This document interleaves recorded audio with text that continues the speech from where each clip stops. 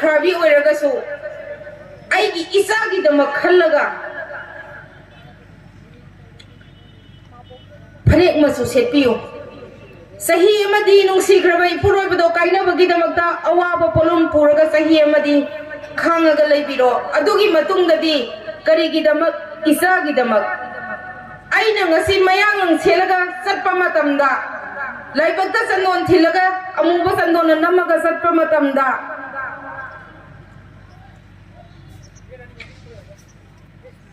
असिदा चटलिबा नुपी से लुख्राबी ओइरमगनी हाइबसे मयामना लोइनबा खंगनबा ngaktani अखोई खतना होनबदी यादबनिना ऑफिस अमा हांगी अखोइना हांगीबा ऑफिस से गाड़ी अवांग लेकाइदा लेबा ऑफिस नि मफम सिदा लेरिबा ऑफिस सिदा फंगदौरिबा स्टाफ सिंग अदो मखोइगी तोलोपति लाइरदना मखोइगी लाखननबा भराबो पिनिंगाइ लेतना मखोइ सिंगसिना कथोकलगा मखोइदा मतिंग पांगदी हाइरदी अखोइ स्टाफ ओइना फमगा थबक तौजगे हाइदना चोंथोरकपा ngaktani ngasi maksu yari pokta leiriba branch asida leiriba staff makhoi taruk leiriba singsi su tolo lauraga paisa phangaga trust asida staff oiraga aigi imung manung punarani khallakanda changakpa mata nate kathokpadana masaruk oiraga makhoi singase kadai da widow sing se kadai da chatlaga makhoi si mating pangsi ge haibada angamba sakti da tumba saba khangdana nungan badagina numita pho awareness chatlaga sara helaga nongmada awareness mafam taruk wangangba aikho gi staff yauri mathangda mu aikho number ken thawal gi hange thawal gi hangba matam asida su अखोइनदी मयाम अमने अदुबु staff ओइनिंगबा हाइबसिदी staff हाइरगदी लोइनब पे फंगनी हाइबगी वखलोंदा जंगकपा ngaktani अदुबु सारगी वखलोंदा मयाम सिगी मनुंगदा कथोकपा ngangदबसि कनानो हाइबसे सारन ममि उशनबा मतमदा सिगी मिसि कथोकपा ngangगनी सिगी मिसि कथोकपा ngangगनी हाइबदो खल्लगा अखोइगी स्टाफ लौखिबदुना ngasiदी मखोइ कथोकपा खक्तना मखोइगी मपुनसिसिदा ट्रस्ट असिदा चंगलपदगी ngasi फाउदा कथोकलगा लाई नंबोलदा अमु हांगे नंबोलगी ब्रांच ता लेरिबा स्टाफ सिंगसु अदु मंगाई मयांगी मतुंग इलगा ngasi सु दुम कथोकलगा लाई इनौ नौना मोइरांगदा हांगलिबा ब्रांच सिदी थामा मुक्तंगाइरी अदो मखोइसु अदुमा मयांगी मतुंग इलगा कथोकलकनी हाइबगी वखलोंदो थाजब लेजै अखोइना ngasi ऑफिस हांगदना मखोइ सिंगसिगी कमाइन तौदना नहा ओइरिबी विडो सिंगसिगी मसा सिंगसे करम मोंगदा महै तमनसिगे अखोइना पैसा लोइनब पुथोकलगा पीरगा नंगिना सासु लोइनब गवर्नमेंट स्कूल दा नत्रसु प्राइवेट स्कूल दा तमलसी हाइदना अखोइ लोइनब पुथोगा पीबदी ngamdabaniना करम लंबीदा संझलगा मखोइगी मसा सिंग असे अफबा लंबीदा पुरकनबा मखोइगी मसा सिंग तौफम खंगदना ngokchatnaraga leiriba mahai masingdi tamsaluraba BA faudi tamsaluraba hojiki matangda government gi service ama tauba haibase lemna kaidawngda phangoi hoi phangbasu yaugani IS kumba UPSC de exam da topper oiraklaba hoi adum class 10 12 da BA da topper oirakpa makhoidi akhannana thabak phangkhibadi yai adubu मराइबक थियौरबी नौना लुख्रा ओइहौरबी mama ओइबी अमना करमना मीगा मिमाननबा महै तमहन्नबा होनबदा कयागी मतिक वाबा मदुगी अवाब मयामदो मराइबक थियौरबी लुख्राबी खक्तना खंगनी अदुबु नौना लुख्रा ओइहौरिबी मयाम सिगी मनुंगदा अइसु अमनी अवाबतना पोलुम पुरगा लेरंबा अइसे Widows and Orphan Resource Development Trust की restart तौखिबा मतुंगदगिदी अइना खल्ले अइगुम्बा अवाबा मयाम से मतेंग पांगबा ngamlani खनबदा अइना खनगी सार अइ सार की मतुंग इनगे अदुगा अइगी इसाद सेलिबा इसिने कंजुवा मखोई की दमक मतेंग पांगे खलगा अइ गसी थोलक्किबने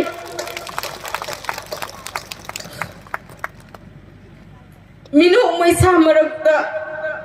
इसाबु मबुक थन्ननबा होनबा मतमदा कयागी मतिक वाखिबा इसाना सिनिंगबा फिरोन अहनबा मत बाजार चलगा लैबा ngamaktaba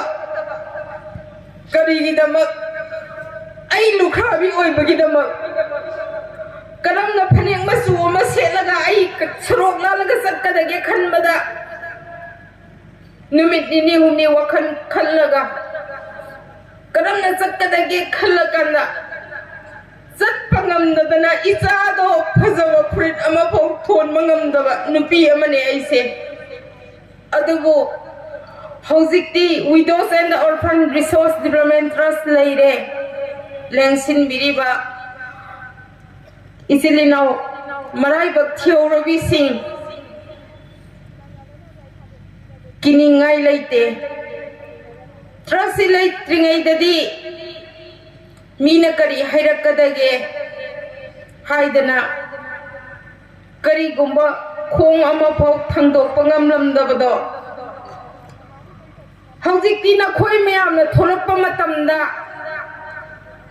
नखोयदा नत्तबा वहै हैरक्पा फजदबा हैरक्पा करीम कथाइनबा लेरंबा पुनमक अदो ट्रस्ट असिगी एक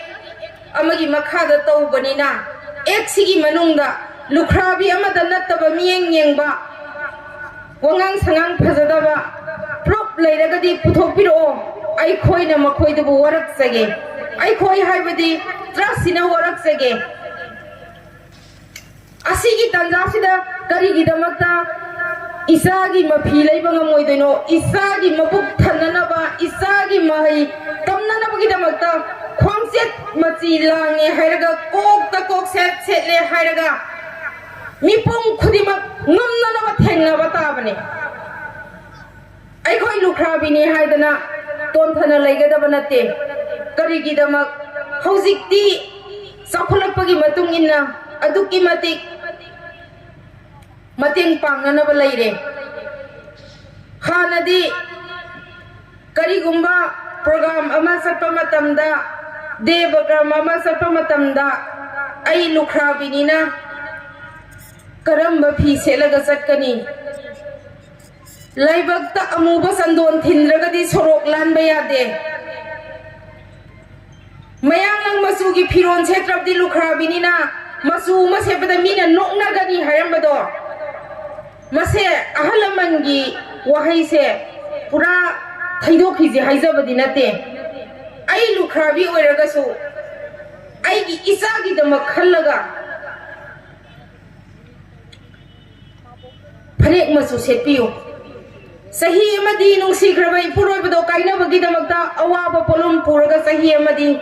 खांगगा लेबिरो अदुगी मतुंगददी करिगिदमक इसागिदमक आइना ngasi mayang सेलगा चटपा मतमदा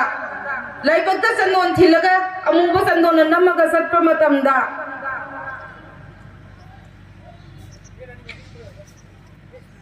असिदा चटलिबा नुपी से लुख्राबी ओइरमगनी हाइबसे मयामना लोइनबा खंगनबा ngaktani अदुना मयांगlang सेटपगी महुत्ता खोंगसेट मची लांगले हाइरगा इसागिदमक्ता आइना तौनिंगबा थबक खुदिंगमक्ता तौबा याय तौबदबु लंबी असि सुमना खक्तमक चटपियु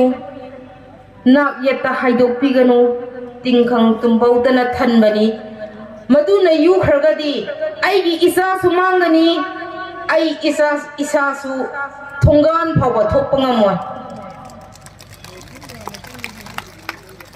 आइना सुमना चल्लीबा मखै आइगी मी ngakta लेगनी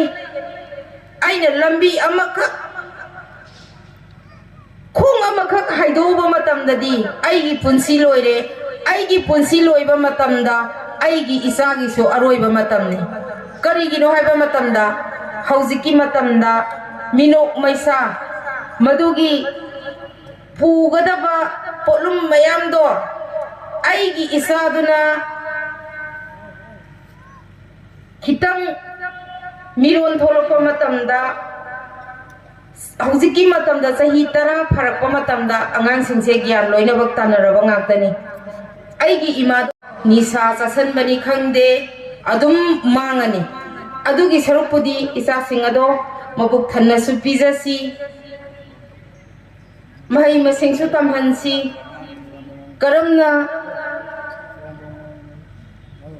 करम्बा लंबीदा चटलगा कमाइन तौरगा मखोइसिंग असे मी ओहेनसिगे हाइबदो अखोइगी लेंसेन बिरिबा अखोइगी विडोसिंग नहा ओरिबसिंग असिसु अखोइगी ट्रस्ट मेंबर अदुम ओइसन बिरओ अखोइ लुखराबिदी मेंबर ओइबा यादे हाइबा लैते अखोइगा खुसमनरगा सतबिनरगा करम्बा लंबीदा पुसलगा इसा सिंसे मी ओइहोगदगे हाइबदो अखोइ खनमिनसे तसेंगना अखोइना यामना वाना ट्रस्ट से होदोरपा मतमदा अखोइ गवर्नमेंट की साइड तगी अहोंबा ममलदा सेंग फंगनी हाइदना याम वाना मखादा मुसेन अवांगदा मुसेन इम्फाल ईस्ट ने वेस्ट ने थौबाल ने बिष्णुपुर ने कक्सिंग ने हारिबा डिस्ट्रिक्ट मंगा सिदगी अखोइ विडो सिंगी आधार खोंगले करिगिदमक गवर्नमेंट दगी अहोंबा ममंदा सेंग फंगनी अखोइ याम वादना विडो सिंगदा था खुदिंगी सेंग केजी मंगा पीबा फंगनी हाइदना चेनबा मखै चेलुरे अखोइ सेंग चाकसे फंगनी हाइदना अखोइना मोइदा आधार से इनक्लोज तौरओ हाइरबनिना अखोइ पिसल्लबा मतमदा डायरेक्टर दा थाजल्ले डायरेक्टर सिना कंसर्न मिनिस्टर दा पूरगा दिल्ली दा चखरे सेंगसी विन राइस हाइबा स्कीम दुगिनी हारिबा सेंगसी केजी अमदा लुपा अहुम खक पीबा अदुगुम्बा सेंगदु फंगननबो होटनाबदा था मरी मंगा अखोइ सादा थक्तना डिस्ट्रिक्ट मंगा सिदा क्वेश्चन चेलगा अखोइ आधार खोमजै अदुमाइना आधार से खोमगा गवर्नमेंट अखोइना चेंग से पीबीयू हाइदना थाबा मतमदा ऑर्गेनाइजेशन मयाम अमसु तानै अदुबु अखोइदा पीबीरागदी फनिदा हाइदना अखोइसे खोइरमगा लैबनी सोरदा चेंगदु फंगगदी था खुदिंगी विडो सिंग नहा ओरिबा सही 80 फाउगी मनुंगदा लैबा विडो सिंग से चेंग केजी मंगा पीबा फंगनी हाइदना अदुबु गवर्नमेंट हाइबसिदी अंगमबनी अंगम अथौना पाइरबनिना अखोइ कंसर्न मिनिस्टर ना दिल्ली दा पुग्रे हाइरे अखोइगी मयामदो चे चांगदो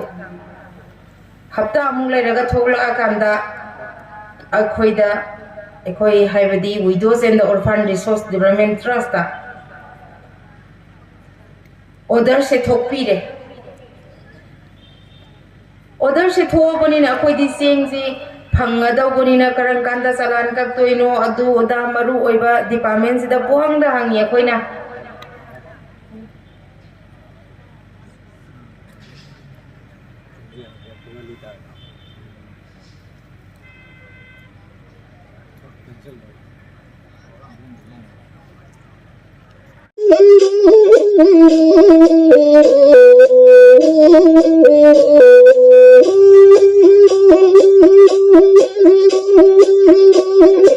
Thank you.